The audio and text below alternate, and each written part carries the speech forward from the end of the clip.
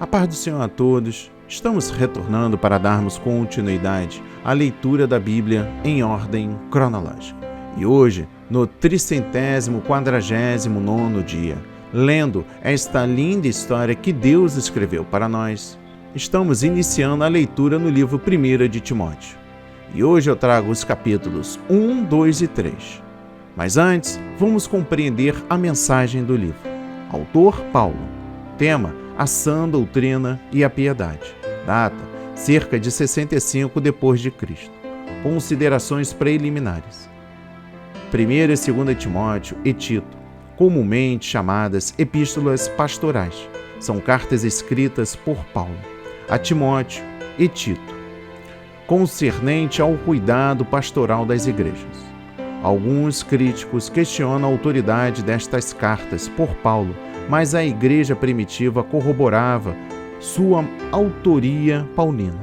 Embora haja diferenças de estilo e de vocabulário nas epístolas pastorais ao compará-las com as outras cartas de Paulo, estas diferenças podem decorrer da avançada idade de Paulo e sua solicitude pessoal com os ministérios de Timóteo e de Tito.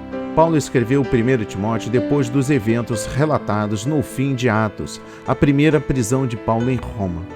Conforme livro de Atos, capítulo 28, terminou, segundo parece, com a sua libertação.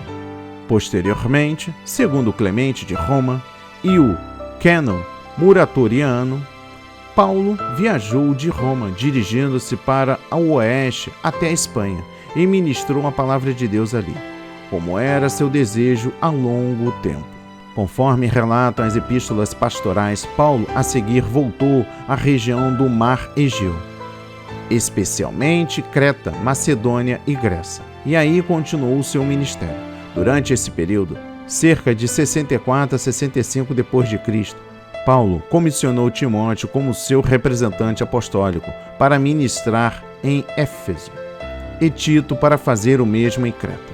Da Macedônia, Paulo escreveu sua primeira carta a Timóteo e pouco mais tarde escreveu a Tito. Posteriormente, Paulo foi preso de novo em Roma, quando então escreveu a segunda carta a Timóteo, pouco antes do seu martírio, em 67 e 68.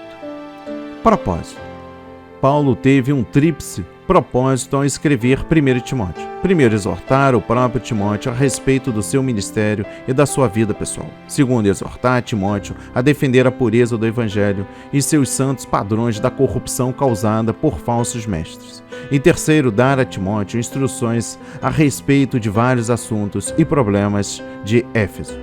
Visão panorâmica. Um dos cuidados principais de Paulo transmite ao seu jovem auxiliar é que Timóteo lute com denodo pela fé e refute os falsos ensinos que estavam comprometendo o poder salvífico do Evangelho.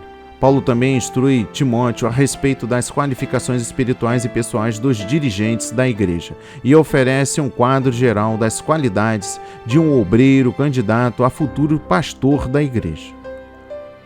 Entre outras coisas, Paulo ensina Timóteo sobre o relacionamento pastoral com os vários grupos dentro da igreja, como as mulheres em geral, as viúvas, os homens mais idosos e os mais jovens, os presbíteros, os escravos, os falsos mestres e os ricos.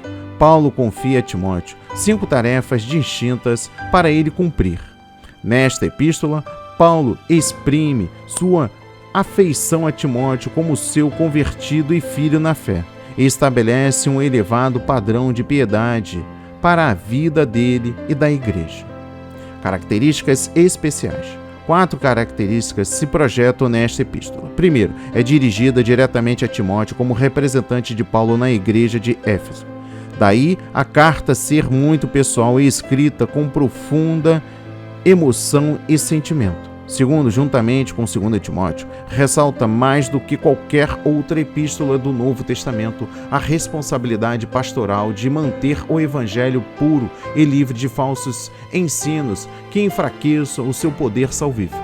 Terceiro, enfatiza o valor supremo do Evangelho, a influência demoníaca corrupta do Evangelho, a santa vocação da Igreja e as altas qualificações que Deus requer para os seus obreiros.